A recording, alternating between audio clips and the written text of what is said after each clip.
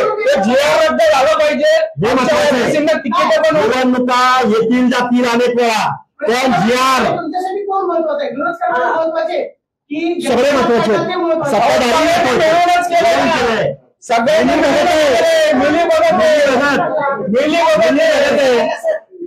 अरे आंदोलन हुआ कुणी केला? प्रश्न एवढा आहे, एका प्रश्नाचं उत्तर द्या. ज्या सरकारनं काढलेला आहे, तुम्ही म्हणताय की शरद पवारांनी त्यावेळेस भूमिका नाही घेतली, तुमच्यासाठी कोण महत्वाचं आहे? त्यांनी जी आर काढला ते महत्वाचे, की त्यांनी विरोध केला नाही ते महत्वाचे. ऑलरेडी सरकारनं जी आर पारित केलेला आहे, तुम्ही आता म्हणताय की तुम्ही भूमिका नाही घेतली. त्यावेळेस तुम्ही जर विरोध केला असता तर सरकारने ऐकलं असतं तुमचं. आणि फाडून टाकला की पारा डोकं फोडून मग जी आर काढल्यानंतर मग तुम्ही काय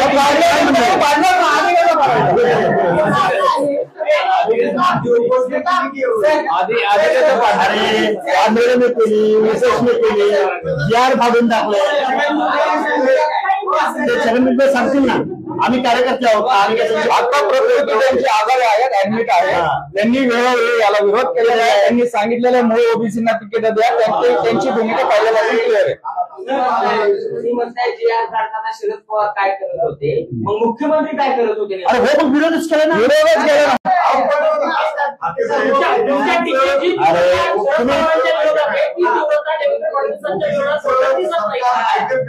तीव्रता म्हणजे काय? आता डोकं आपटून घेऊ काय? चुकीचं बोलताय. कसं तीव्रता म्हणजे काय? काय केलं पाहिजे?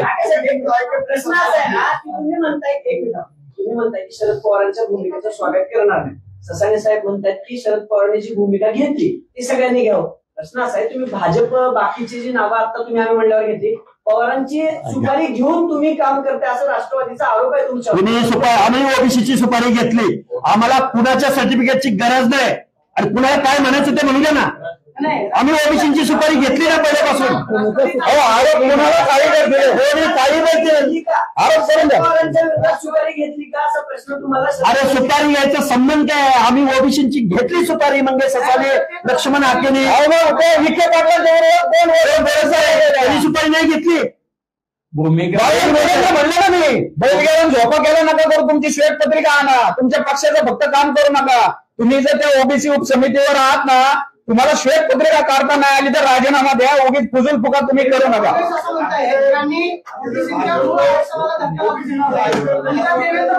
काय हो मान्य. ओबीसीची भावना भाजपनं ऐकलेली नाही. ओबीसीच्या आरक्षणाच्या विरोधामध्ये 2 सप्टेंबरचा जी आर काढलेला आहे, तो कोर्टात चॅलेंज केलेला आहे. पण आता निवडणुका होत आहेत मेनवाईल, आणि त्या निवडणुकामध्ये मूळ ओबीसींना तिकीट जर या लोकांनी सगळ्यांनी डावलली तर आम्ही त्यांच्या विरोधामध्ये भूमिका घेऊ. तिथं आमचा सामान्यातला सामान्य ओबीसीचा उमेदवार असेल तरी त्याच्या पाठीशी आम्ही ठामपणे उभं करू. आम्ही तसं ओबीसीना आव्हान करू. आम्ही वेळ पडल्यास तिथं जाऊन सभा घेऊ. कोणताही पक्ष असला तरी विधानसभा निवडणुकीत ओबीसींनी भाजपची साथ दिली, महायुतीची साथ दिली, मात्र त्यांनी आमचा विश्वासघात केला.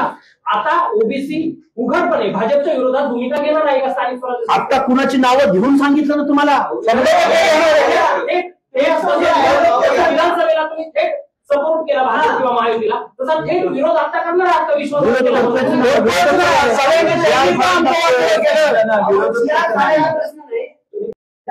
भाजपने जरी भाजपला ओबीसी समाजाने विधानसभेला पाठिंबा दिला, हे शब्द आहेत तुमचे पत्रकार संघात प्रेस घेऊन. त्यानंतर तुम्ही शब्द म्हणालात की भाजपला पाठिंबा देऊन विश्वासघात केला भाजपने ओबीसी समाज. बरोबर.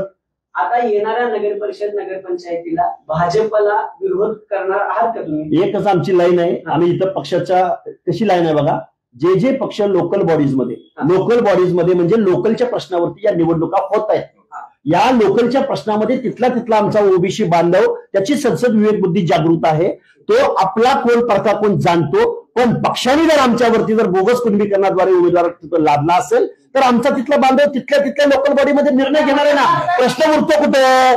प्रश्न उरतो की जिथं बोगस ओबीसी येईल त्याला बाजूला सारा, आणि तिथला सामान्यातला सामान्य आपला जो कोण माणूस असेल त्याला तुम्ही मतदान करा. ही साधी भूमिका आहे. तुम्ही आता असं म्हणताय की जर मूळ ओबीसीला उमेदवारी दिली नाही तर आम्ही त्याला विरोध करू. बरोबर. आता ही कुंभीकरणाद्वारे कुठं आलं? 2 जी आर निघाला, त्याच्याद्वारे तुम्ही असं म्हणताय की आम्हाला त्याचा विरोध आहे. आमचा मूळ प्रश्न असा आहे, जर तुम्ही मूळ ओबीसीला उमेदवारी दिली किंवा दिली नाही म्हणून विरोध करणार, की जी आर काढलाय त्याच्यामुळे तुमचं ओबीसी आरक्षण संपुष्टात आलं, दोन्ही त्याला एकच विरोध होते ना. करणार. एक सांगतो मूळ प्रश्न तुमच्या प्रश्नाचं बघा, जी आर मुळे ओबीसी समाजाला प्रतिनिधित्व मिळणार नाही म्हणून तुम्ही पक्ष करत बोलू नका.